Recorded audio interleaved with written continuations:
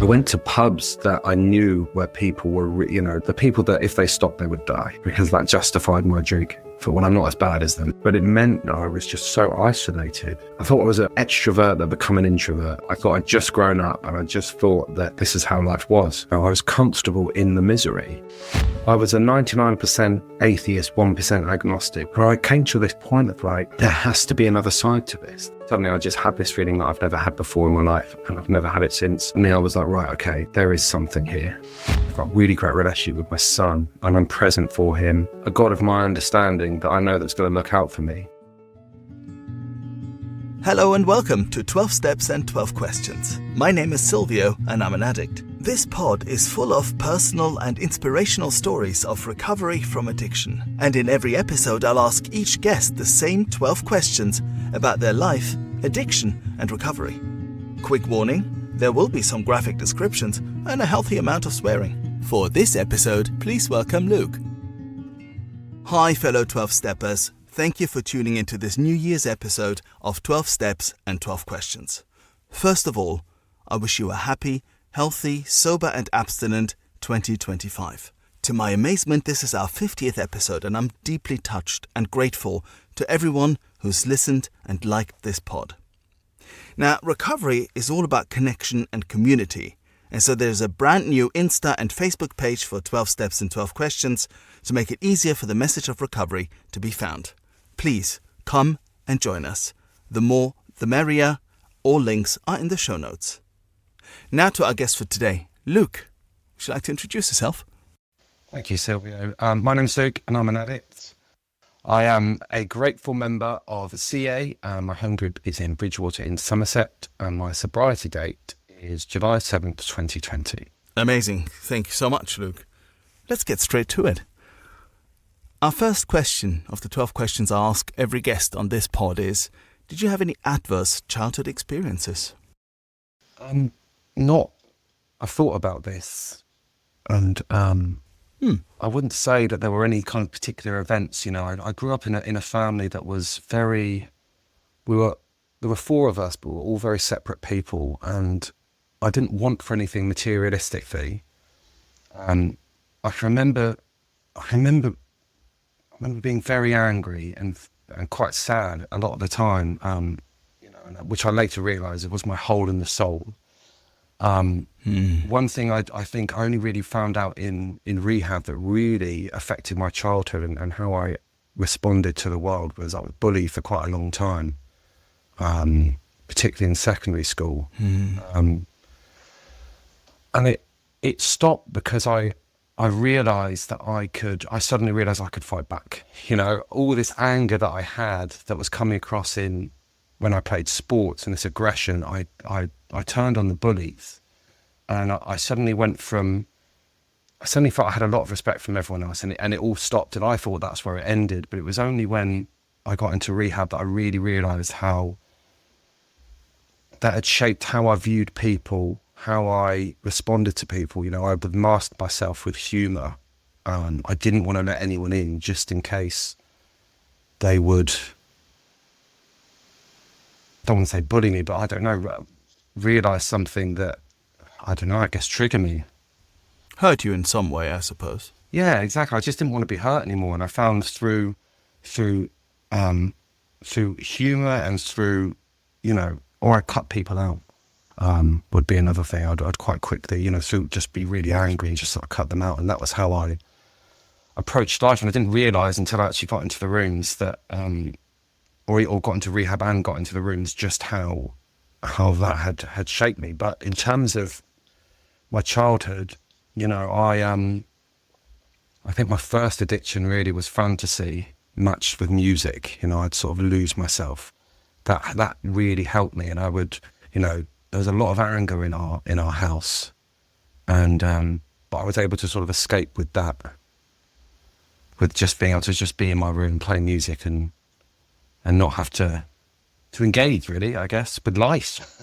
It's interesting what you're saying, and it I'm not really surprised anymore, but I always welcome it when I see and hear how much overlap there is between experiences that either I have had or that I know from sponsees and other fellows in the rooms and my guests on this show, bullying is a huge topic. And if you don't mind, let's just go into it a little bit. I remember there was a time in my life around, gosh, how old was I then?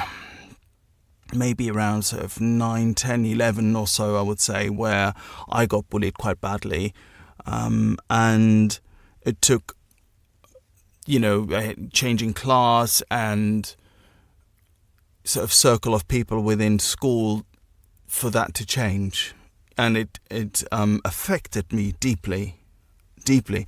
How long did that go on for you? And what age were you then?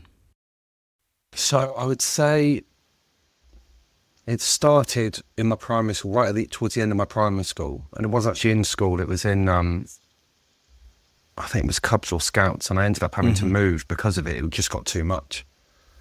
It started to get physical at that point. And then when I got into secondary school, it kind of, I had a very small group of friends, a core group of friends. There was about 4 of us.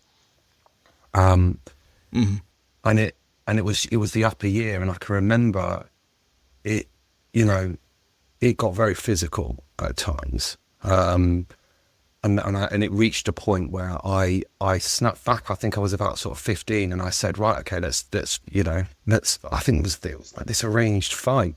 And I didn't realize how many people had sort of shown up, and I just let all of that rage out. And, but it's interesting because it was about the time that around sort of, 14, 15, that I'd suddenly discovered alcohol, and being one of the only people that could get alcohol, suddenly I had a lot more friends than I did. I could buy alcohol for other people. So this kind of confidence of people liking me, and actually, because I wasn't the only person that was bullied. I felt this kind of, I guess I'll just remember channeling it, and suddenly it all changed. And I thought that after that, that the bullying hadn't affected me. But I just remember it was around about sort of 15 times. Everything was kind of happening in terms of I was getting more friends. I was, very active in sport, and my confidence was kind of growing. And alcohol gave me that confidence as well. I would admit that. But it's amazing just how, and I keep reminding myself that wasn't the reason that I'm an addict. No, I'm an addict because I'm an addict. But some of these experiences have shaped how I have viewed the world. Definitely how I have behaved in the world. And I think you are right. There's so much overlap when we look at that, and I hear people's stories, and I just, I may not have had the same experience as you, but I can certainly relate, and I can certainly see how you can end up in certain positions. Now, being bullied at the time, so I wasn't really beaten up much, because I was quite happy to fight back and just and defend myself, but not always successfully, but I did defend myself. And it did, however, it involved a lot of sort of psychological stuff, I suppose one would say. People saying nasty things about me, using, offensive language, and just being made to feel worthless and less than. And that is something I can, if I remember, go there, if I remember it, if I remember those situations, I can tune into quite easily. And it certainly reinforced my sense of not being good enough, of worthlessness, of being less than, and all of those sort of things. Is that what it triggered in you as well, or was it a slightly different experience for you? It was, definitely. I had the feeling of uselessness, or the feeling of uselessness, worthlessness. I had such low self-esteem. I can remember, I can remember when, after school and chatting on MSN, and I couldn't believe that people wanted to talk to me. had that feeling of like, I can't believe you actually want to communicate with me outside of, and it's kind of a weird form of gratitude, I guess. Yeah. But I didn't want to be me. I felt that what they were saying was true. And the problem is it was kind of a snowball effect that I would react. I think I always got told, well, don't react. And it's like, well, am I going to just let this happen? I just didn't know what to do. So I thought, well, it must be me. You're saying don't react. When I don't react, it happens. When I do react, it gets worse. So there must be something wrong with me. And I carried that for a long time. And I think I could probably even now get a bit like that. I don't know at what point my addiction, the crossover between what my experience and my addiction has caused this low self-esteem. It's, I suppose, one of those invisible lines we'll never really quite know. It's not an exact science, is it? It's not maths, where one thing then leads to another and in which way. I think low self-esteem and low self-worth, because of bullying in particular, is something that a lot of people experience, and they don't necessarily become addicts. So, as you quite rightly said, while it is an important feature of our makeup and has certainly fueled our addiction, it's not the sort of root cause of it. You sort of alluded to it a little bit earlier, that alcohol became the solution, quote unquote, for this problem. The problem of being bullied and the way you felt about it. And that dovetails quite nicely with our question 2, which is, what did the moment you first got hooked, what did the fun times look like? So I can remember, my first addiction, I guess, was, or the first time that I took anything was smoking weed when I was, I think, 13. And I remember that feeling of relief. I'd felt sad for such a long time, but finally I wasn't overthinking anything, and I could just I felt, in a sense, apathetic for the first time. And the noise had just started to stop, and it was fun. And, and then came the alcohol, which gave me the confidence just to, and the people, I'd hang around with different people, and it just gave me this kind of confidence. And I think those two combined led me to party more, be around more people. That I joke about this in my shares, that my first spiritual experience happened in Pilton in front of a sound system, taking pills for the first time and discovering drum and bass. And that's been a love affair that I've had even to this day. And I had finally that euphoria, and it felt like, my identity had been sealed in that point. People would, I looked old enough to buy the alcohol. And I can remember times when I would be joking with the bouncers and vouching for people as they came. I was like, don't worry, they're with me, and I'd hang around with older people. And it was fun up until, even when I moved to Brighton when I was 18. I didn't do very well at college, and my choices were, I thought I was going to have to join the army, because I thought, what else could I really do? I was kind of just this, I hadn't done very well in my exams, and I kept being told all throughout school, in fact, if you just apply yourself, if you just did this, if you just did that, you could, the potential. And I thought, right, well, maybe the army will sort me out. Maybe I can realize my potential there. And then it was an ex-girlfriend actually said, I remember it being the summer. It was the early part of the summer of, I finished, I hadn't quite got my exam results. I knew they were going to be terrible. And it was an ex-girlfriend that said, my sister goes to a music college in Brighton. So I was like, she said, you play bass. And I'd kind of, this part of my, I'd learned to play bass through learning songs by listening and just sort of pretending that I was in part of these bands. This was the whole fantasy with music, with my kind of escape. And suddenly, faced with a choice of the army or study music in Brighton, it was quite an easy choice, to be honest. And I remember going down there for my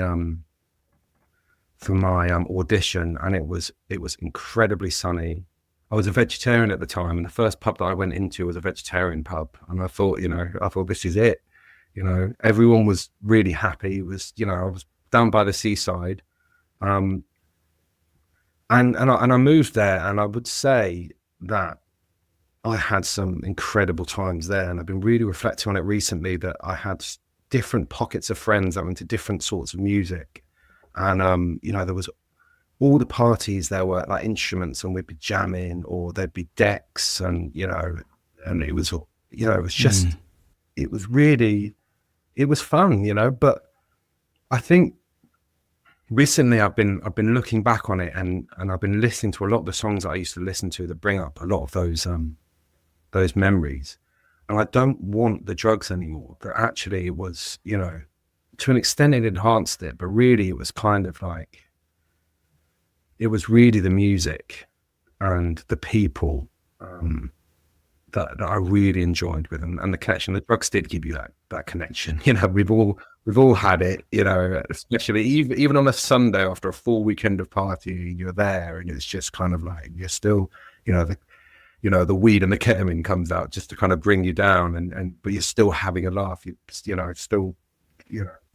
Would you describe your using as problematic at this point? Or, because, you know, I'm sure that if we talk to a few non-addicts, they will say not dissimilar things, you know. So if we talk about heavy drinkers or heavy users who are not addicts, you know, they'd go, oh, I had a great time in college, you know, and you know, we'd be doing this, that, and the other, and so on. And they, for one reason or another, move on from that, you know, when we didn't, right? So would you describe your drinking and using problematic at this point, or not really? So I think that, I mean, I thought that it wasn't problematic, but I can reflect now, when I was only drinking, you know, and I go through a spell of like, right, okay, I've been partying too much, but the drinking kind of remained.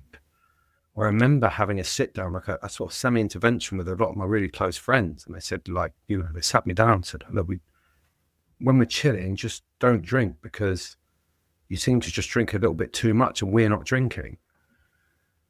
And I tried to explain to them, I said, like, I don't know what it is, but I have this physical need. Like, when I have one, all bets, like, I will write off the next day, I need to have another one. And it's not that I don't like being around you, but I need to then, and they didn't quite understand it. And it's only now that I realize, you know, they're not, how could you, you know, we as non-alcoholics, you know, and I wasn't even labeled an alcoholic at the time, but we can drink and we can put it down. So why can't you? What is the, you know, you can see that we're telling you it's destroying your life. So my solution to that was to, well, just drink in my room then. You know, you can't complain if I'm not there. And it's, I remember that was the first time, now that I look back on it, that actually, you know, they wanted me there. You know, it's not that they didn't want me there. It's that they wanted me there, but they wanted me sober, because that's the person that I was. You know, the drugs kind of, you know, enabled me to drink more and not be too much of a knobhead, really. But that was the first time. And I think as I, you know, when I 24, 25, when people started to finish uni, and people started to move away, and you know, that's when I think it really, you know, that's when it really started to look like I had a problem, because everyone was growing up and I wasn't, and I didn't want to grow up. Before we go there, what I think is interesting to maybe delve into just for a second is, you know, when we're speaking about the good times and the parties and all of that. One, you know, awareness klaxon, you know, did you have any clue of what was going on in terms of what drugs or alcohol were doing with you that you couldn't do for yourself? Let's start with that. Did you have any awareness at all, or none whatsoever? You're just having a good time? Interesting. It's something that we always did. You know, I hung around with a group, different groups, where it was very commonplace. I think the early signs were really alcohol, when I would say that I'm only drinking because I can't sleep. You know, that I was actually starting to use this as a way, but which was completely false, because I'd be up until 4 o'clock in the morning still drinking, you know. By yourself? I'd say, yeah, exactly, because everyone's gone to bed. Yeah. You know, so alcohol really was for me, because it was readily available. And I think if I can look back now and there was any sign that I was using not in a sociable setting, it would be that. music is one of the great joys of life, undoubtedly, and yet often we use drugs to enhance our experience of it, as if music doesn't need it. But I didn't really understand that then, And you then studied music as well. How did those two things, music and drugs, how did they interact with each other? How did you find that you maybe needed one for the other? How were they related to one another? Because I think that is the experience for a lot of people, and especially when you're growing up and you're in your 20s or in your late teens, that those things kind of belong together. How did you experience that? Talk to us about that. Well, it was sort of, obviously studying music, particularly at college, you learn, it was called music in context. So it's the history kind of music. And you sort of realize that actually, particularly in the last sort of century, that drugs influence music. You've got, the 60s and psychedelia. Mm-hmm.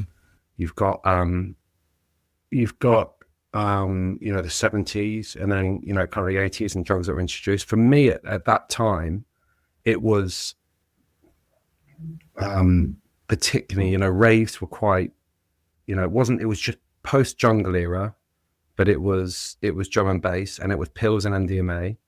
And it was, funnily enough, it was ketamine had kind of started to become quite well known. And I can remember my housemate came in, and he at the time, and he said, look, you like drum and bass and you like reggae? And I was like, yeah, which, weed and pills. And I said, yeah. And he goes, have you heard this thing called dubstep? And I was like, no. I listened to it and I thought, this is awful. This is terrible. What is this? And it was a Scream album. And I can remember being there's a club called Volks in Brighton, and Scream was there at the bar, basically. And this was way before he was famous. I remember having this debate. I was a massive drum and bass head. I'd had a few, a bit to drink, so I was a bit of a knothead. I was quite, I was still with it. But I remember saying to him, my housemate was just really embarrassed. And I said, this dubstep thing will never take off. And I remember that to this day, but also kind of like seeing that was the beginning for me of seeing how ketamine within my friends, and I loved ketamine, if I'm honest. I had to give it up quite quickly because I saw how it just ripped through people. But just kind of making that connection of, when I smoke weed, I want to listen to reggae. When I take pills, I want to listen to drum and bass. When I take ketamine, I can tolerate, let's just say, dubstep, psytrance, that kind of stuff. I had friends that liked all sorts of different music, and it wasn't like, I didn't want to come across like I was egotistical, because I truly do believe that any genre of music, we will find a song that we will like. And I remember having a really heated discussion with someone that was massive, he was a metalhead at college, and he was just like, I'm only going to like metal. There's no other genre, dance music is terrible, and you can't have one song that I will like that isn't metal. And I said, Fatboy Slim praise you. And he went, fair enough, you got me. Yeah. But it's so for me, it plays a massive part, and it's just through history. You see the different bands through the decades, and you look at the drugs that were prevalent at the time. The fact that a lot of musicians, obviously, belong to us, to our group, and are one of us, so to speak, and that the music is influenced by that, I think clearly makes a big difference. Of course, we look up to those people in many ways, and, especially when we're a bit younger, maybe, and that gives us another reason, to think that it's okay to go all out, I think, it's an interesting thing to consider. I certainly never liked any kind of electronic music before. I didn't find ecstasy and amphetamines, basically. Before that, I was never really much interested. It only made sense to me, once I had my first few pills. That's when I was like, all right, now I get the house music thing. Duh. Right, yeah, okay. And it gets you into some sort of trance, and then, and all of that. But without it, I could never really enjoy it much. So maybe it's not really who I really am in terms of music. Question 3 is, what were your worst consequences? And finally, your rock bottom. Now, this might stretch over quite a little bit of time, of course, depending on how long you were out there for and a serious drinker and user. But talk to us about the progression of your illness. I mean, if I look back at the consequences, the fact that even from when I first started using, I didn't put any effort into my college work. I did all right at school, but it really got me in college, and I really didn't, it set me on a course, so I could sort of say that was a consequence of that. And I think even when I was studying music, it wasn't really, I think if I think back to the worst consequences, or that I look back on, it's usually losing friends and losing people from my life because I chose, and I didn't see it at the time, but I chose drugs and alcohol over them. I thought they were the problem, and I wasn't the problem. How would that manifest then? I mean, you've already had like a mini intervention, at quite an early age, I suppose, by your friends saying, look, we're just chilling out here and you're really getting hammered, what's that about? And you really have to do this. But how would this manifest? Would you exclude people who didn't drink or use the way you did? Or was it a way just of isolating? How did it manifest? So I was, so it was mainly alcohol. It would be that, I mean, it's funny that alcohol was the one that stuck around, but it was by far the one that made me the worst version of myself. I mean, I would argue, when people say, "Oh, I'm funny on alcohol, I'm this," I'm like, well, I would argue that you're probably not the best version of yourself. But I would be super chatty, super annoying. But then there would be this, I was the Jekyll and Hyde. I'd wake up in the morning and have a complete blackout, but I'd have this feeling of like, okay, well, I know I've done something, or I've still got some rage sort of left in me, and and then I have to speak to people. Usually I don't want to, turn my phone off, but I can remember speaking to people, and just that kind of like, they tell me what I've done. And when I apologize, it's like, it feels so hollow because I don't necessarily know really what I've done. They tell me these things, but I don't know the gravity. You tell, someone tells you what you've done, but it's a summary of you've been out there for a few hours. Do you know what I mean? That all of this stuff has happened, and it's and I felt over time that kind of, I kept saying sorry for things that I didn't even really know, and it didn't. I kept doing it to people. I kept drinking far too much and blacking out, and and waking up saying, "Oh, you had an argument with so and so," or you're really, my anger really manifested. I became that Mr. Hyde. I think being angry when you're drunk is a really, really common thing to happen. So not everybody gets that or gets it reliably, so to speak. There is the sort of person who just kind of get a bit soppy and overly emotional when they're drunk and sort of happy, that kind of thing. But there is the person, and it's almost an archetype, I suppose, of the angry drunk, the ugly drunk. And I think that's something that a lot of people will be able to relate to. I find it interesting that you would wake up from a blackout with rage still in you. That's quite telling. I had, so the reason, so there was another, I was thinking back to a one specific time actually, and one of the big consequences was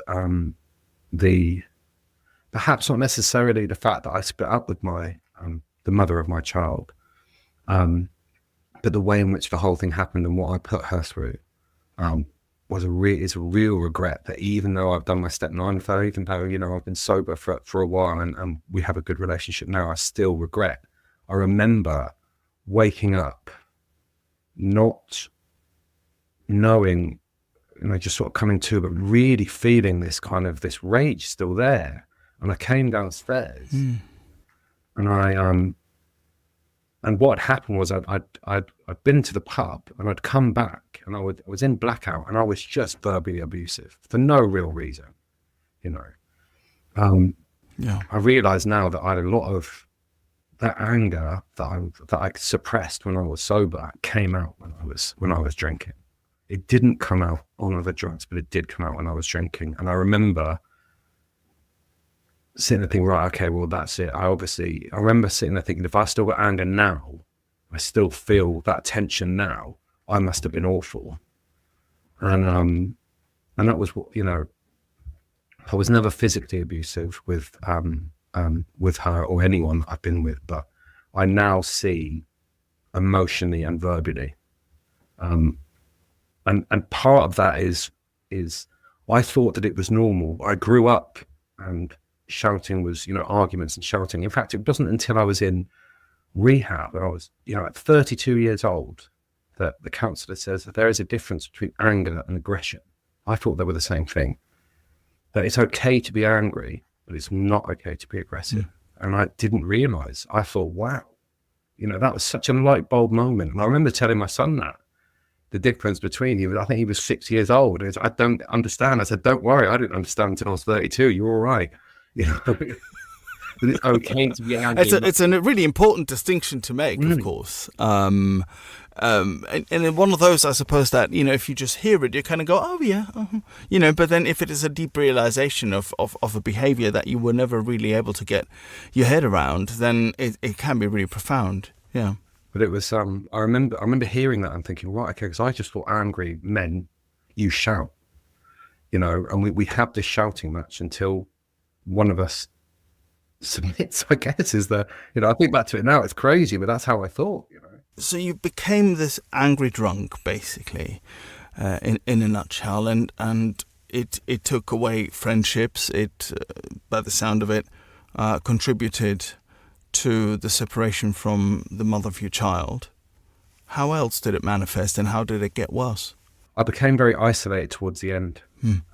I thought I was, I think it went back to, this must be a me problem, but I'm better off without them anyway. I'm all right. And I would, I thought that was a part of getting older, that you lose friends and you have some core sort of people. But I can remember, particularly towards the end, I went to pubs that I knew where people were, the people that if they stopped, they would die, because that justified my drinking. For when I'm not as bad as them, so I can't be an alcoholic. But it meant that I was just so isolated, and I was comfortable in the misery, and I thought that, I was once, when I was I thought I was an extrovert that become an introvert. That's what I thought. I thought I'd just grown up, and I just thought that, this is how life was. You just said something there that really reminded me of the last 2 years or so of my using, being comfortable in one's misery. It's a really interesting stage, that I think a plateau stage for me, right? Where you're not really, you're pretty bad, but you've plateaued for a little while. I would always go, there'd be an acceleration, where I would do things that I didn't do before, right? Like stay up yet another night longer on a binge, or, binge 3 times within 1 week, or something like that, right? And I would have another, I never used to do this, but I do this thing now, apparently, right? And then I would plateau there for quite some time. And then actually the progression was, that time was getting shorter and shorter, and the progression was getting faster as well. So not only was I getting worse, but also I was getting worse faster, if that makes sense. But in all of that, there were those periods, and they could go on for quite a few months, where I was just that comfortable in my misery. I knew my life wasn't great. I knew I had some sort of a problem, that I had the illusion that I was still somehow in control of it, right? But I knew that I was really miserable. In my heart of hearts, I was really miserable, and I was quite comfortable there. And I think it's a feature of our illness in some ways, that we just accept this and kind of go, and yeah, well, that's just me then, or that's the way life is, or that's the way getting older is, which of course is laughable because you went into rehab at 32, so clearly not actually old. I just wanted to point this out. Being comfortable in one's misery is something that I think comes along with the progression in a weird sort of way. If you're enjoying this podcast and would like other addicts and alcoholics to hear it, then please make the pesky AIs and algorithms work their 12th step. Hit like and subscribe. It's I got told actually in rehab by a counsellor, and I haven't fact checked this, but he said that when they opened the door to Auschwitz, the people inside didn't want to come out because the misery that they knew inside was a known evil. They didn't know what was on the outside. And whether that's true or not, I take that as sometimes it's easier for me to sit in the comfortability of my anger and isolate. Even in recovery, it's got less and less recently, the more, and I think that's part of the reason why sometimes we don't want to go to meetings, because it's easier to sit and watch Netflix, even though I've got this, I'm not in any danger of relapsing, but I'm irritable. And it's easier than to put any effort in, I guess. Yeah, there is a lot of that. And I think probably slightly beyond the scope of this podcast to really delve further into it, because I want to get to know how you ended up then in the rooms and how you rock bottom, if you had one, how that came about. But there is a lot in this area here, I think, of feeling comfortable in one's misery, being acceptant of it, but somehow it not being bad enough to spring you into action. And I think a lot of middle of the road recovery happens there, and a lot of, well, I'm kind of bad with my drinking and using, but not that bad that I need to go and look for help, happens in that grey area there that is so difficult to define, clearly because we've been mumbling about it for like a couple of minutes now. One thing that I will say is that I heard about something called the region beta paradox. And it's the idea that if you were to go 1 mile, you'd walk. That if you were to go 2 miles, you'd either cycle or drive. So in theory, you'd get to 2 miles quicker than you would 1 mile. So sometimes in life, it's better to be in a worse position, because that will propel you to progress faster than you would, than just being comfortably numb, I guess. Yeah. I suppose it sort of, it is what happens before we get the gift of desperation, I suppose, and that is also, I suppose, why it's called a gift. It's really interesting. Thank you for that.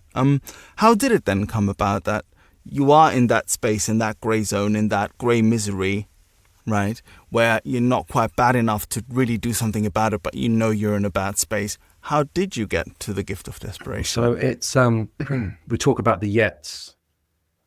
And so it wasn't, I thought that it might have been my rock bottom, because I kind of got sober for a little bit. I split up with my ex-partner. I'd moved from Brighton to Somerset because I couldn't afford the rent, and obviously we had a mortgage. And I was driving quite a lot to see my son. And over the course of sort of a few years, I remember thinking I'd never drink and drive on that long journey. There's a difference between going to the pub and having a couple and driving down the lanes, and then, being drunk and driving to, 4 hours to Brighton. And I can remember the thought came into my head that that there's a supermarket on the way. There's about half an hour outside of Brighton. I'll stop there and I'll buy a 4-pack, and I'll drink one in that space of time, because technically I wouldn't be over the limit. Fast forward a year, and I'm picking up a 4-pack before I'd even left Taunton. And this became a regular occurrence on both ways. I was able to stay sober, and this is one of the reasons, why I see my son as a gift. I didn't get sober for him, but he definitely stopped me from going too far. I was able to, even though I spent most of my time hungover around him, I was able to, hold it together somewhat when I was with him. And I remember it got to a point where that was happening, but at the same time COVID hit, and I ended up moving in with my mum. I had a business that I was trying to get off the ground, and we finally had this client that we were going to get, and it was going to be I look back now and I think I'm so glad that never happened. It's blessings in disguise. I couldn't see it at the time.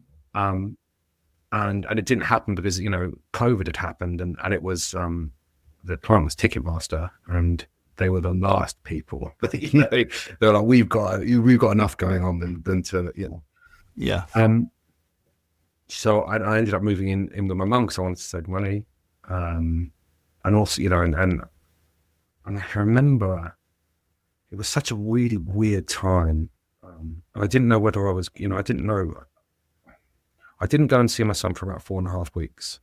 And because, I was living in Somerset, the rules around this were kind of like, we didn't know, this pre-bubble, this was, 2 weeks to flatten the curve, this was like, when we all thought it was just, going to be a little holiday.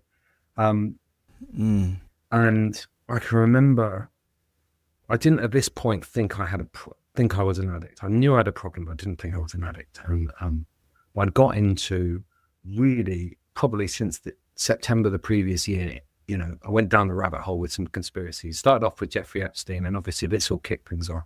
We talk about being comfortable in the misery, and I was miserable, so I wanted to surround myself with, things. It almost kind of made me feel a little bit, right, okay, and if I'm feeling this miserable, there's other people out there, and there's things that are happening. And I kind of got to a place of like, I don't know what's true and what's not, but there's enough that we all know about in society that we would deem as evil. We're talking sex trafficking, paedophilia, all of this stuff. Where I came to this point of like, there has to be another side to this. I was a 99% atheist, 1% agnostic, but I got to a point where I was just like this, I'd had a couple of friends that talked about God. And I had this, I thought, right, God, if you're out there, give me a sign. That's where I came to. I said, right, if, this can't be all, there has to be some kind of hope, because it felt like with COVID happening, all of this stuff, this fear, I didn't know what was going to happen, what was going to happen. And I remember looking at a star outside my window, and I thought, right, if God's there, he'll just show me a sign or give me a shooting star, and nothing happened. And I was in, and I thought, right, this is absolutely ridiculous. And about 2 hours later, I was sitting in my room, and suddenly I just had this feeling that I've never had before in my life, and I've never had it since. I describe it as kind of like a fuzzy feeling, but it wasn't. It lasted for about 1.5 seconds. And suddenly I was like, right, okay, there is something here. And the preceding couple of months, or about a week later, I heard the gospel, and that kind of began to formulate my higher power. And what that suddenly did was it shined a real light on everything. And my consequences came very thick and fast, to the point that within the space of a month or two, I think it was probably about 1.5 months, I'd gone from not thinking I had a problem to crashing my car in the middle of the night, looking at it thinking, how have I not killed anyone? I've been doing this for a long time. I couldn't stop because I kept trying to stop. I knew it was wrong at this point. I knew after having this spiritual experience that driving this car drunk, I'm going to kill someone. I couldn't stop doing it. And not only was I in a place of defeat, that was my rock bottom, but in the background, my dad had actually called a rehab a few days before. So not only had I reached this place, had there been a place for me at rehab, but I'd reached a point I was willing to accept it. If that had happened any other way. So that was my rock bottom. That was kind of, and it was even to the point at which, it was only going to be 4 weeks. So for me, it was kind of like my rock bottom happened. It wasn't I didn't lose everything. I wasn't homeless. I wasn't that, I wasn't that kind of that park bench drunk, although I could very well have been. And I'm grateful that, a rock bottom is when you decide it's over, when you've had enough, and I had. Yeah, that's right. So that was mine. Yeah, there's so much in that. I find, so first of all, I'm ashamed to say that I did some drug driving, which I deeply regret, and thankfully I nothing happened. Remember also waking up from blackouts, whereby I'd be thinking, where's the car? What have I done? Is the dog safe? All of that, and I wouldn't know whether I'd been driving or not and all the rest of it. So, the fact that I was clearly a danger onto myself and others really helped me with that gift of desperation, with kind of going, look, something awful is about to happen here unless I do something, and wanting help and then accepting help, right? It was a really deeply distressing thing to happen on the one hand, and on the other hand, something incredibly helpful, because it made me realize that the true state of me at that time. And I want to stress, obviously, that there is no, just because you said this earlier, there is no safe limit for drunk driving or anything like that. We don't condone any drunk or drug driving on this pod. I think we'd all be lying to ourselves, if we did. So if you're listening to this pod and you're driving, please stay sober. But it is important also, as I said, to realize that this is a real feature of our illnesses, that we end up doing things that we would never really want to do, and it's part of getting to that rock bottom is seeing those things, those yets coming true. So thank you for sharing that. Our question 4 is, at your worst, did you ever want to die? Did you consider suicide? Yes. In fact, suicide has kind of been a part of my story since I can really remember.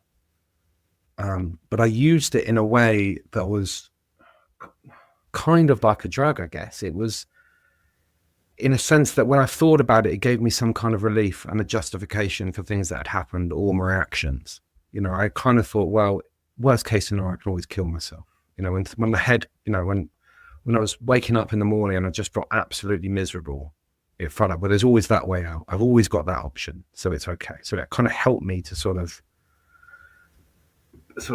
I guess, process and I don't want to say forgive myself, but just sort of move on from things. That there's always this get out that I can use, and whilst it wasn't the rock bottom that finally got me sober, there was certainly a rock bottom that first got me into the rooms, and that was, I say to myself that the reason that I didn't do it was because I wanted to do it in such a way that my ex would get the insurance money, because if I'd have killed myself, it wasn't on the insurance. But if I'm being really honest, I don't think I ever had the guts to do it, which is such a horrible place to live, where you really want to do it, but you don't have the guts. You're living in this kind of pain.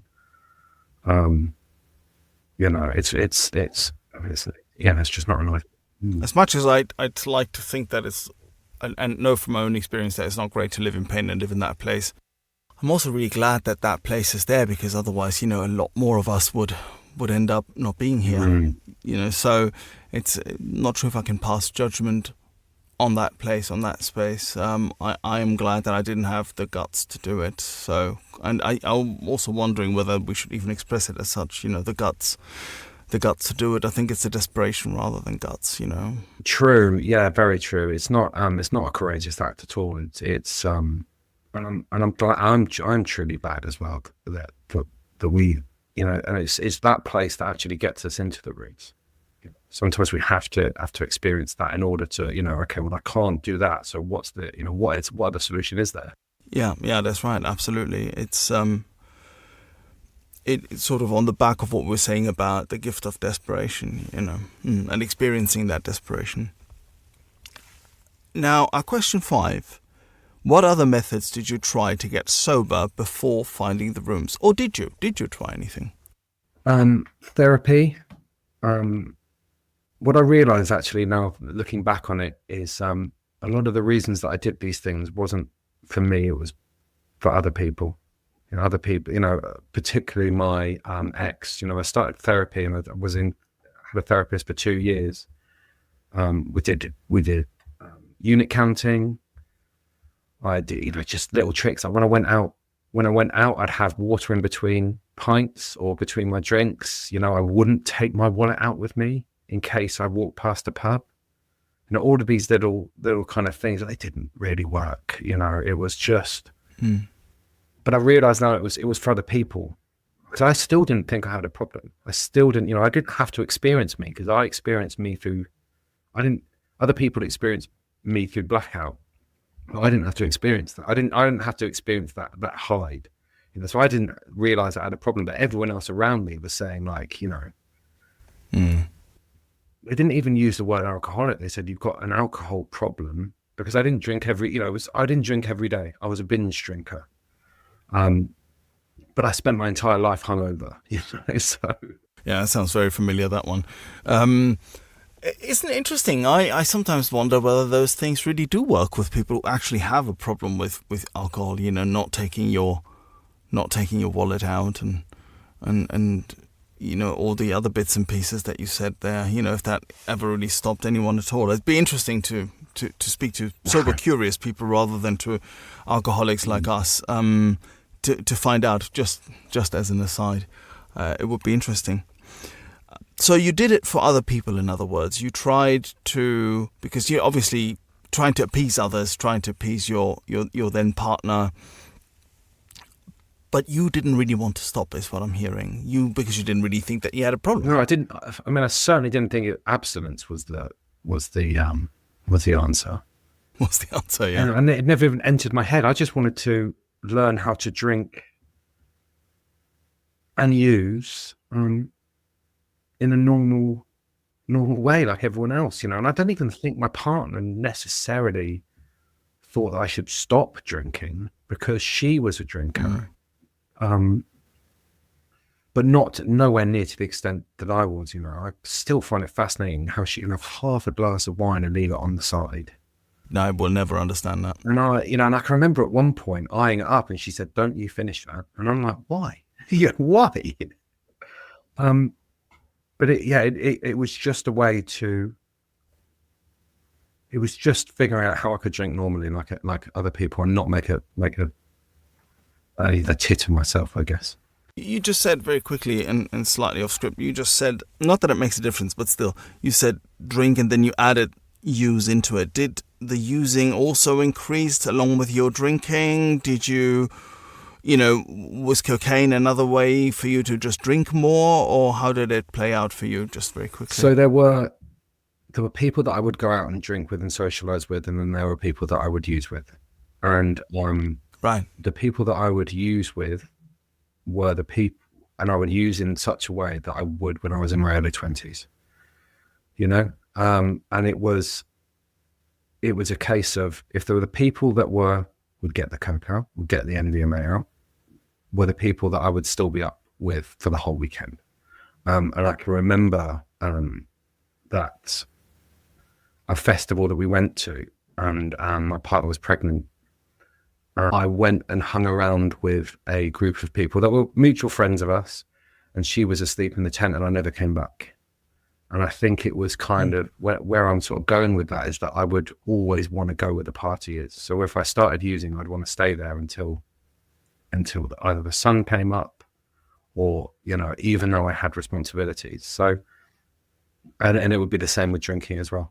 Question 6, you've come into the rooms, you've experienced the gift of desperation. You crashed your car, you know that something is deeply wrong with you, and that you've got a problem that needs sorting out. So you've come into the rooms. Question 6, when you did you struggle with the word God? I mean, you did say that you were, if I can quote you here, 99% atheist and 1% agnostic, which is a very interesting mixture there. So how did that play out? Yeah, and I say that because I joke, and it was, I read the book The God Delusion when I was on holiday in Kenya. So I was surrounded by this beauty. Yeah, I'm so focused on how God can't be real. And in the book, Richard Dawkins says, you can't really ever be truly atheist because we still don't know the answer. So I would call myself 99% atheist, 1% agnostic. So it's kind of like, I'm pretty sure I know the answer, but I'm still open-minded, when in fact I wasn't open-minded at all. I love that.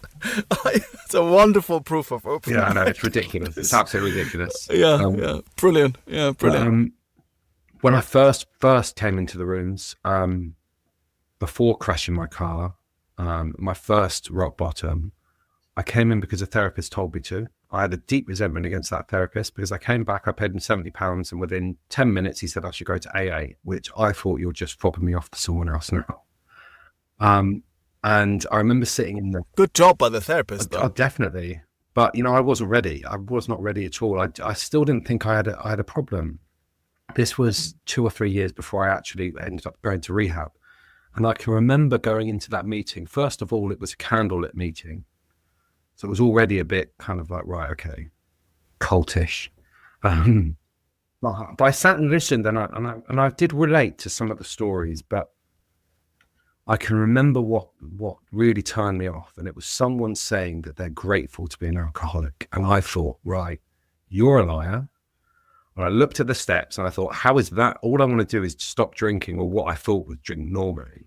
I just want to drink like a normal person. But these people I thought they were lying. I thought we're sitting in here in candlelight. And as I said, I'm 99% atheist, 1% agnostic. So I'm just like, this is, this spiritual thing is just absolute nonsense. So yeah, I did have a problem with the word God. I didn't understand how that was going to help me. And in fact, I remember during that time, I went to about 3 or 4 meetings. I went to another meeting, and I remember outside, someone said, oh, it's a higher power. It can be whatever you want it to be. It could even be a vacuum. So I went back and I looked at my vacuum, and I just didn't get it. I thought, I can break you. Yes, it was kind of like, it was like, this really is just, this isn't going to help me, And at that point, I wasn't managing my drinking, but my life had got a bit better because I'd been sober a little bit longer. I'd started to exercise. I listened to the doctor and started taking antidepressants. And it was my therapist who was clearly wrong that said I needed AA. So, And now question 7, how do you experience your higher power today? Now, after being 99% atheist and 1% agnostic, in your wonderful open-mindedness, how being sober for a while and having and being a member of the fellowship and having done your steps and so on, how do you experience your higher power today? How's that changed? How I experience it today is through others. When I first came in, I was very kind of like, right, I've got God. I didn't know what God's will meant, I didn't know where my self-will stopped and God's will started. And I remember just being really kind of like, I am a child, please make it obvious, and please give me the wisdom and make it obvious what you want me to do. And I remember there being really big changes and really big swings. And but now it's, God shows small signs through different things just to let me know that he's there. Because generally I kind of know after some time what's right and what's wrong. Generally speaking, I have that kind of, through experience, I kind of know what the next right decision should be. And sometimes when I say, what is your will? A lot of times I don't get much back. And that's because of the question I'm asking is, right, I'm thinking about something too far into the future. It's not the right question. I'll tell you later. But I see it through other people now. I see when people come in and they have that desperate brokenness, and within the space of a few months, they're just shocked at how quickly their life has changed. They thought they'd never see their children again, yet now they've got access, supervised access, or just family members starting to accept them when they thought that they would never, they were completely cut off, or just, and material things that have happened that and things that have been looming over someone's head, and because that they put their all into the work or into the fact, or just coming to meetings and just staying sober, which in the beginning is just, that's it, just that's the one thing. Yes, absolutely. So yeah, so that's how I see now. But there's other, like even today, like a couple of songs came on the radio that I was listening to when I was outside that reminded me of my uni days, and remembering and bringing up all of these, because I knew that I was coming on this podcast. I knew that would probably come up, and it was just kind of like a little nod to kind of like, look how far you've come, and look how you can still appreciate it. Yeah. I remember going to a Bob D workshop, and I love Bob D, who, because of he's a great storyteller, and his wisdom is just amazing. And he said this thing which really stuck with me, that it's really difficult to see God's work in your own life, because, as he put it, he's very old and it takes a long time for things to appear. But if you really want to see it more easily, you can always see it in others. And that is exactly what you said. You're totally right. People come into the rooms and they look terrible. They're hunched over.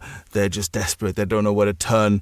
They're off. Everybody comes in the rooms with big drama and, oh my God, this is the end of the world. That's, if you don't come into the rooms this way, chances are you think we're a bit funny, and at the same time, and then you might not just go to that particular meeting for a while, or you're away on holiday or something like that. You come back and that same person, you're like, wow, look at them.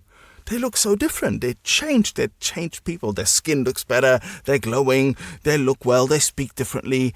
And it's so much easier to see the transformation in others than it is to see it in ourselves. So it's something that I can really relate to. Absolutely. Question 8. Which parts of the steps were the most difficult for you? Difficult by far was step 9. And it wasn't all of step 9. It was, in fact, it's what's stopped me from really growing. And I had a big pause for a long time. It was a step 9 with a particular person. And it says in the book, doesn't it, that, to not...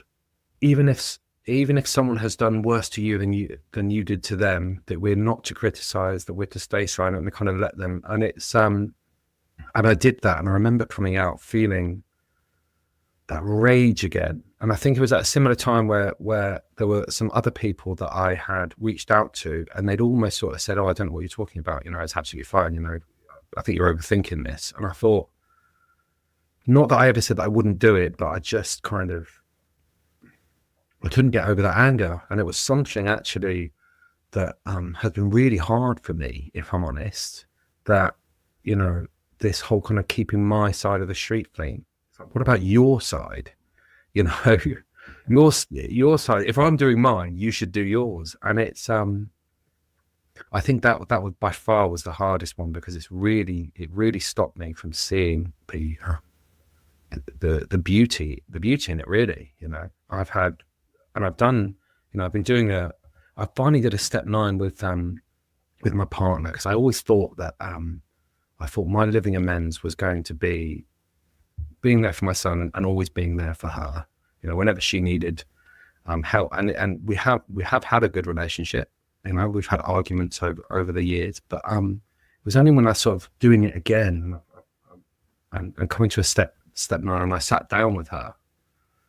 And she said, you've never said sorry. And I was like, wow. And I didn't, and it was a realization that the way in which we communicate was she needs words of kind of affirmation to say that she's doing a good job, and for me to communicate in that way, whereas I don't necessarily do that. I try to communicate through actions. And being able to, I always thought that when she wanted me to feel how hard it was for her, what she was looking for was just to say, well, you're doing an amazing job. But I saw that as, I just got in defense mode. And like, well, I'm doing all of this, I'm trying, I've got all of this to manage. And it was, but one of the things I didn't realize would happen was I kind of had this, when we had this, the step 9, which actually was only recently. And it was, I suddenly had this guilt that had gone, because I was doing all of these actions because I felt like I had to. So when the next week with my son, we made a card and we wrote down all the things that we're grateful for about her. And we gave it to her. And for the first time I did that act because I wanted to, not because I felt like I had to. And that's just a difference that I felt that I wouldn't have even thought of with the step 9. You know, it wasn't, you know, I can forgive myself, but not having that guilt. Step 4, I think, was long. I really procrastinated on it because, you know, I can remember my sponsor saying to me, because when I first got sober, I was fixating on everything. It was, as we do, food, you know, I'd justify everything, not just with, you know, romantically, but also fixating and resenting on other people, anything to not do. And it was around about, I think it was about 10 months sober, and NFTs and crypto had just sort of blown up. And that to me was just kind of like, you know, and I remember him saying on the phone, he said, Luke, I think you'd feel a little bit better if you'd get stuck into your step work and do more meetings rather than hang out with Pepe and friends on the internet. And I'm like, yeah, but these pictures, and you know, because it was this world, it's this fantasy that you know, I was speaking the NFT craze, I remember it. You know, so it was kind of like communicating in gifts with all these people around the world, and this was my little community. So I haven't really made it hard on myself. So I haven't made it easy on myself. So you know, my step 4 was really long and drawn out, and perhaps I overthought it, but I did want it to be thorough. But those two, I mean, I think those are the big ones, aren't they? Really. Step 9. Which character defects, question 9 even, which character defects give you most trouble? I probably was NFTs, clearly. But shiny objects, you know, my attention to, you know, I remember saying that I had, to my counsellor at the time, I said that I was allergic to anything that's good for me. But definitely pride. It still plays a big role in, you know, doing my step 4 again. It's still there. And also wrath, although it's manifested itself slightly differently, but you know, definitely, you know, the aggression side of anger. Whereas it wouldn't, when I was in addiction, it would manifest in more openly overt ways.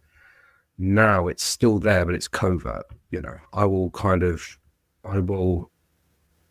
know, there's things that I won't sort of say, but I kind of will just sort of like, right, okay, well, I'm just going to cut you off in there, you know, in a sense of, you know. Yeah. But yeah, those two things, definitely. Question 10. What's the best thing recovery has given you? I was going to say NFTs, but no. There's a lot of, you know, material things that I could name. You know, I'm earning more than I've ever earned on the salaried role, and I've got so many opportunities, you know, and I've got a really great relationship with my son, and I'm present for him. But really, things like I've got hope, which I never had before, which you know, and that comes through faith. You know, when I take it for granted having a God of my understanding that I know that's going to look out for me. And there's just this kind of safety net there, which I never kind of had before. I do take it for granted sometimes, but actually, you know, just the knowledge that everything's going to be okay if I do these things. And sometimes I don't. Sometimes I kind of think I don't necessarily need it. But, you know, my experience has shown me the more that I put into recovery, everything else sorts itself out. And also I just feel generally happier. Patience as well. I still don't have a huge amount of it, but patience matched with consistency and acceptance is kind of like my perfect, you know, and that's not to say I do it every day. And that's not to say that, you know, I am those things, but that for me, I can see now, as particularly over the last couple of years, that when I do practice patience and consistency, that generally things get to, you know, in all aspects, whether that be in a relationship with friends, with recovery, with my job.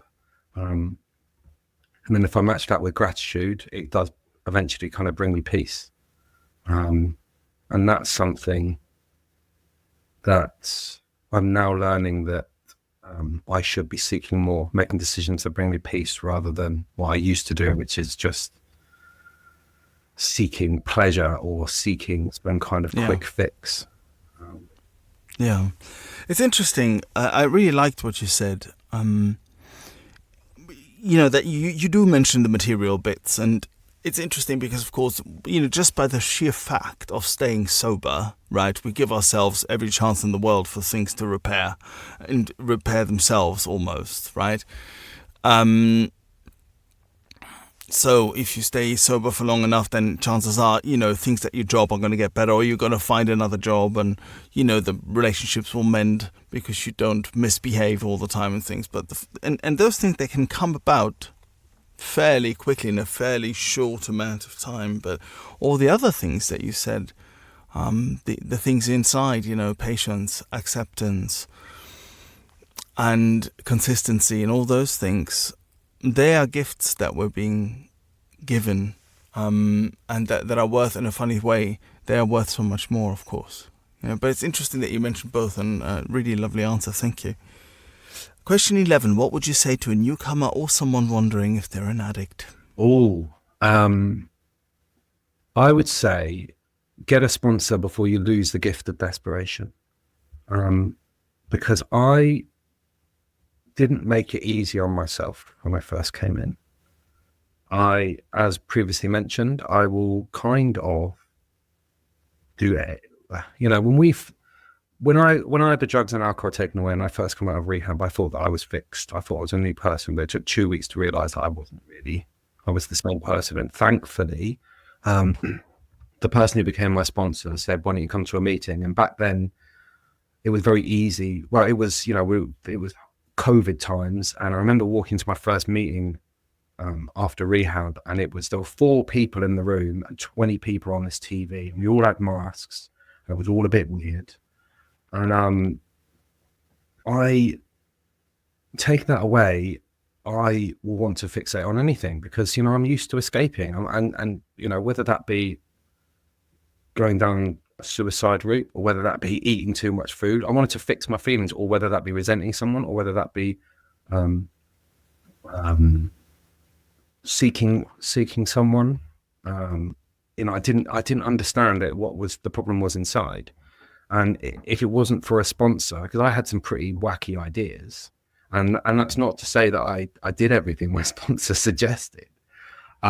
But to have someone there just to run things through and just to speak and to hold you accountable,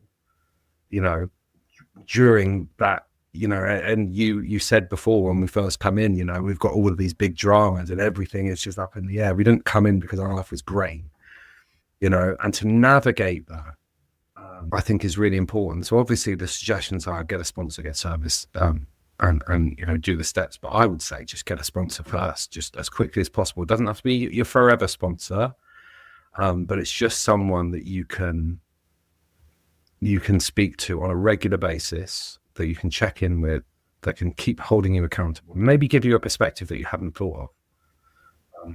Because I naturally will naturally, and even to an extent now, will do things that I think are beneficial to me, but actually in the long term probably aren't. And if I'm grateful that I've got God, that especially when it comes around people, that people kind of enter my life and don't, and I can quite quickly, I can, especially when I was in the beginning, it was kind of like God let me go down a certain path, but okay, enough's enough now. I'm going to take that person out of your life in quite a quick fashion. And it's kind of like, I feel that with a sponsor can also be a conduit of that as well. So that would be my advice, would be just to get a sponsor. Yeah, I'd like to echo some of that. When I came into the rooms, I was aware that I needed to get on with this fairly quickly, because I was intuitively aware that this window of opportunity that I had would shut fairly quickly.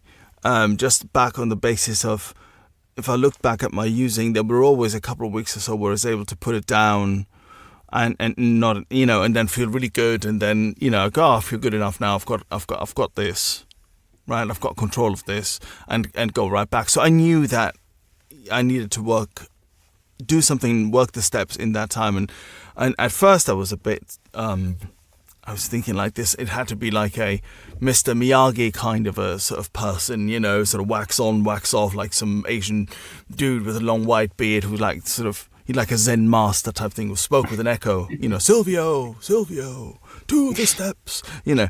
And it took a little while actually to get my head around the fact that all I needed was someone who had done the steps and who could take me through them, who was competent at this. And that it didn't have to be my best friend or anything like that, but just someone who's competent in the book and in the work, and that they were going to be able to take me through this and then for the rest to unfold. And thankfully I did, and thankfully I found the right person who was also just the right sponsor at the right time for me. You know, it was lovely. It was great. Wonderful. Question 12, our last question. What do you want your higher power to say to you at the pearly gates? Welcome home, I think. And also, maybe not exactly this, but something like, you know, you fulfilled the purpose I had for you. I think that would be, I realise now that's kind of, you know, the top. You know, God's will, isn't it? You know, if I can achieve God's will in, you know, I'm not perfect, but you know, if I can get there and say, you know, you did it, not in your way, not mine, but you know, I think I'd be happy. Wonderful. Thank you so much, Luke. I've really enjoyed talking to you today. It's been a really great hour and a bit more. We've thrown around some really interesting concepts. I'd like to reassure everybody that we're not sponsored by any NFT provider or anything like that. I wouldn't recommend them, to be honest. You know, but yeah. Well, there you have it. You know, and neither do I. We don't talk about outside. No position on outside issues, I think, is what applies here. But we, you know, really loved your honesty and the way you shared certain bits about how you turned from being 99% atheist and agnostic into someone who can speak openly and comfortably with the word God and higher power, and those areas that we talked about that I thought were really interesting about that grey zone before we finally get the gift of desperation. It was really, really strong, really enjoyable conversation with you today. Thank you for being my guest on 12 Steps and 12 Questions. Thank you, Silvio. We've come to the end of this episode. Thank you for listening. If you've enjoyed it and would like other addicts and alcoholics to hear it, then please make the pesky AIs and algorithms work their 12th step. Hit like and subscribe. While this pod is based on the 12-step recovery program, it's not officially affiliated with any 12-step fellowship. 12 Steps and 12 Questions is not substance or behavior specific. It's fully self-supporting and not for profit. And you know this next bit. It's not allied with any sect, denomination, politics, organization, or institution. It does not wish to engage in any controversy, and it neither endorses nor opposes any causes.